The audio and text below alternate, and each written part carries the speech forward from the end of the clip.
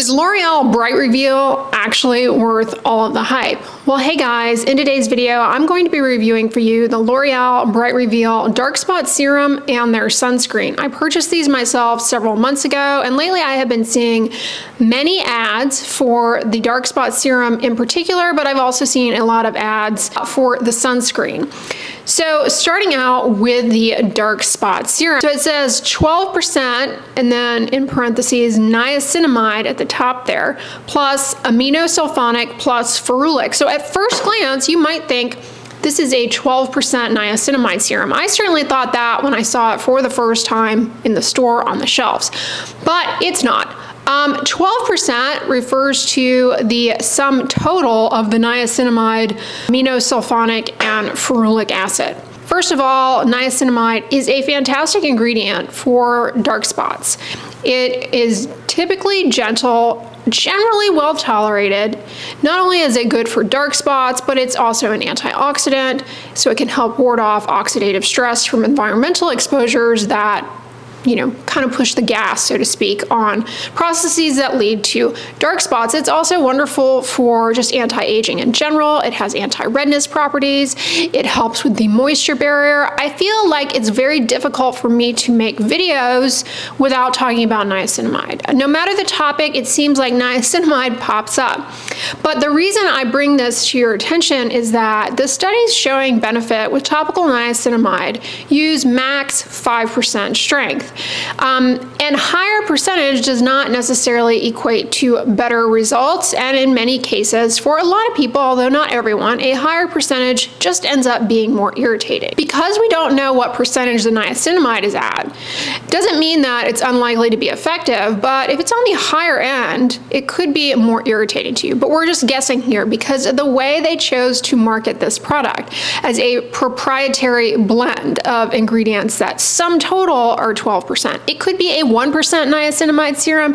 It could be 11.9% niacinamide serum. We simply do not know. The other ingredient, I honestly have no idea why L'Oreal is so fixated on making this happen, making it an ingredient, is the aminosulfonic, which is basically hydroxyethyl piperazine ethane sulfonic acid. If that sounds like a mouthful, it is, but let me know in the comments if any of you have ever worked in a lab with cell cultures. If so, I'm willing to bet you have used heaps, right? It is a buffer used to culture cells. And I imagine, although I'm not a cosmetic formulator, that it is also a useful ingredient for balancing out pH in a formula.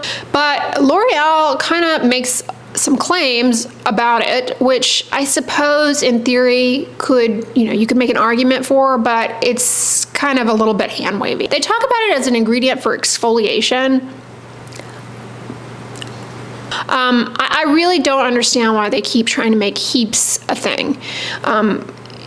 And this isn't the first product where they talk about it that way. And I'm pointing that out because there's really just not a whole lot of data, if any, to suggest that it's an ingredient that's going to do something meaningful for your skin. I have no problem with it being in there. I don't think it's problematic. But to lump it into the 12% talking points on the front of the label, I think is kind of odd. I really question why they do that. And then ferulic acid legitimately can be beneficial for dark spots. It's an antioxidant. It's also used, and I believe, although again, I'm not a cosmetic formulator, I believe it is used for its pH adjusting properties. It's an acid. And I know that it helps stabilize some ingredients, ingredients that, on their own may be vulnerable to oxidation, degradation. For example, if you buy the SkinCeuticals CE vitamin C serum, it has ferulic acid in it, and that ferulic acid actually helps stabilize ascorbic acid. As a side note, SkinCeuticals is a L'Oreal company, so it makes sense that it appears here and there, and I do think it is a beneficial ingredient. They leave out, and then the branding of this product, phenylethyl resorcinol, which is also in the serum. Now that is a tyrosinase inhibitor and an antioxidant, and also may help in lightening dark spots. I would have much rather seen that called out on the front of the bottle than heaps, but maybe I'm just nitpicking, but I feel like it confuses people into thinking that one ingredient is really important for dark spots and another one is just on there. It has alcohol denaturant, which can be drying, but as an ingredient, it makes for a formula that is fast absorbing, lightweight, non-greasy, which is exactly how this feels on the skin.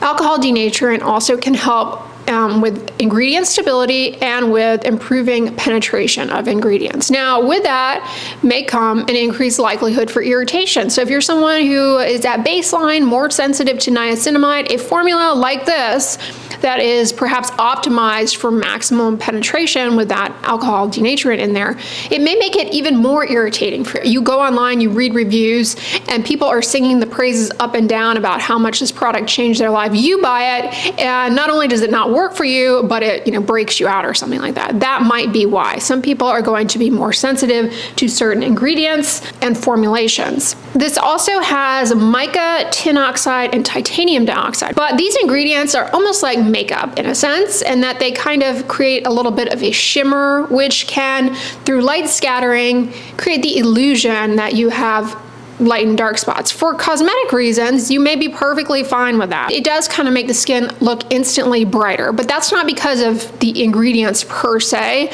but rather those more makeup-y ingredients like the mica, the tin oxide, and the titanium dioxide. This has fragrance, which is not my preference. I prefer to use fragrance-free skincare. Fragrance can cause irritation for people, and it's a common allergen in cosmetics.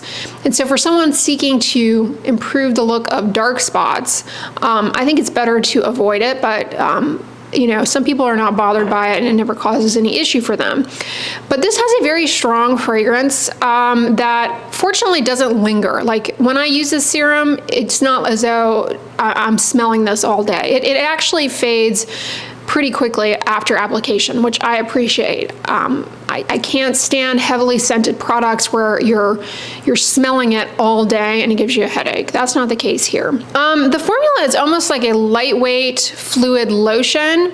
You really don't need very much. You only need 3 drops, okay? You don't need very much. So it'll last a long time. And it's meant to be applied, they say in the morning is, sort of the first step in your skincare routine, maybe after cleansing, before moisturizer, and before sunscreen. It absorbs very quickly, it dries down, and importantly, when I layer sunscreen on over it, I don't get any pilling, which is really important because I've noticed, and I've pointed this out, that a reason for sunscreen pilling might be the stuff that you have underneath it, especially things that maybe are alcohol-based and you're layering a cream formula on over. Sometimes you can get some pilling. Now, that being said, if you use a lot of this, like more than 3 drops, you may be more likely to have pilling. Overall, what do I think about this? It's okay. I don't think the fragrance is something that is necessary, and I honestly don't think that this product is particularly unique. I don't think it's necessarily going to be the end-all be-all, but I wouldn't be surprised if with regular continued use, provided you tolerate it, you do see an improvement in dark spots, hyperpigmentation, probably because of both the niacinamide and the ferulic acid. And I say provided you tolerate it because always remember this, anything that you use in your skincare that ends up being too irritating for you can ultimately worsen hyperpigmentation. So if you're wondering, is it worth it? That's a big factor. If it's irritating to you, it's definitely not going to be worth it. But the only way for you to know that is for you to try it, which means you have to invest in it. I can't predict if it's going to be irritating to you. I can point out the fact that fragrance commonly irritates people's skin, but you may say, oh, I use fragrance in my skincare all the time. Okay, I still can't predict if this product would be too irritating to you, so just keep that in mind. It may be great for you, it may not. But let's move on to the sunscreen. The sunscreen is a lightweight fluid formula.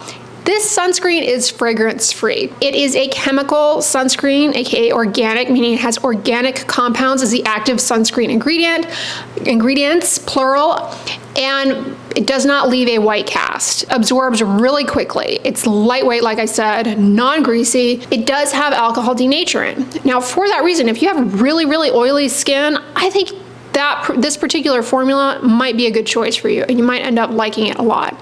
Now, for some people, chemical sunscreens burn and sting. I did not find that to be the case for me, but I never have really any issue. I do often develop issues with chemical sunscreens from the United States in particular, causing burning in my eyes, running into my eyes, especially if they're not water resistant, which this one is not.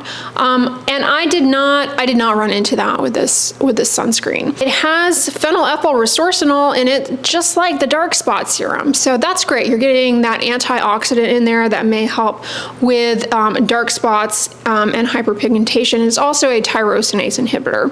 You also get ascorbyl glucoside in the sunscreen, which is a stable form of vitamin C that may help ward off oxidative stress in the skin, but you know, it's less well studied in comparison to like ascorbic acid. I know so many of you hate a shiny face. I personally enjoy a shiny face, but this is a bit shiny. As you can see, I feel like my face almost has a plastic doll-like sheen with this on. That being said, me personally, I actually really like that. But I know a lot of you guys don't care for that. So I'm just pointing that out for that reason. Now this one is, like I said, not water resistant. So it's a great option for days when you're primarily indoors, you know, maybe running errands here and there. You want something that is lightweight but moisturizing. It's not greasy, and it's going to protect your skin from ultraviolet radiation that plays a major role in dark spots as well as other skin problems. But you're not going to be participating in like water-based activities. You're not going to be working out outside and generating a lot of sweat. This is just like to meet your daily moisturizing needs. Now, if you have really dry skin, this may work out great for you, but it may not, because again, it is a lightweight fluid formula with alcohol denaturant, which for some people can be drying. I tolerate it really well. This isn't a type of sunscreen that smells heavily of alcohol. Speaking of smell, you know, it is fragrance free. It 100% has that sunscreen smell. I have gotten that question about sunscreens over the years. For the longest time, I had really no clue what you guys were talking about, but I feel like I finally do, because I have encountered it in a lot of fragrance-free sunscreens. I've started whiffing around for it, I guess I should say, and it really is a distinct aroma. So if you hate that smell, you're not gonna like this one, but it doesn't linger or anything like that. Like, I have it on my face now, and I'm not having any issue with it. Because this one has alcohol denaturant and the dark spot correcting serum has alcohol denaturant in it, the two end up layering together really well. Remember, I kind of pointed out earlier that alcohol denaturant in things can sometimes lead to pilling with other products depending on how those other products are formulated. And I never got that with the serum under other sunscreens, but I especially would think it's not going to be an issue layered under this, because they are a lot more compatible in terms of their formulations overall. They're like really light. I mean, they're really lightweight. They're very oily skin friendly. Although a lot of people with oily skin are actively seeking sunscreens that have a matte finish. They don't want any shimmer shine, in which case you might be disappointed with this, honestly, because while it doesn't feel greasy, it certainly does give the skin a shimmery, shiny sheen that can come across as making you look oily. I genuinely like the sunscreen a lot. I did not care for their ad for the sunscreen on Instagram, I think it was, that I came across with Eva Longoria, because it's this ad that I keep seeing different, I've seen a couple of brands at this point do this silly ad where they put sunscreen on bread and put the bread in the toaster and the bread doesn't toast. And it's just like, it's something along the lines of don't toast your skin. I just think it's, I mean, maybe I'm being nitpicky, but I just think it's the most misinformed. I mean, like, Loreal knows that there are no ultraviolet radiation rays in your toaster. And, you know, some people are not as, I don't know what to say, like, not as informed about sun exposure, and I'm not pulling this out of, you know, my high horse, but you know, a lot of actually there was a recent survey of like Gen Z age demographic, and a lot of them don't know about the damaging effects of ultraviolet radiation. And so someone might, you know, be misled into thinking that a thermal burn and a sunburn, because the sun is pretty hot, right, that they operate in a similar fashion. And I think it's best to be accurate in messaging, especially when you position yourself as such a science-forward brand, which L'Oreal is and does, you know. L'Oreal has fantastic R&D. They have a huge amount of money to do all sorts of, you know, product development, R&D. You know, they could do a little better in terms of being more clear in their messaging, in my opinion, for whatever it's worth. Anyway, y'all, that's what I wanted to say about these two products. I hope this was informative to you guys. Let me know in the comments, have you tried these? If so, how did it go? What did you think of them? Speaking of L'Oreal, they have a very popular caffeine under eye serum, which yours truly has also reviewed, I think last year, but I still to this day get questions asking about it. So I'm gonna put that on the end slide in case you were curious about that. You can see my review in that video. But if you guys enjoyed this one, give it a thumbs up, share it with your friends, and as always, don't forget, sunscreen and subscribe. I'll talk to you guys tomorrow. Bye.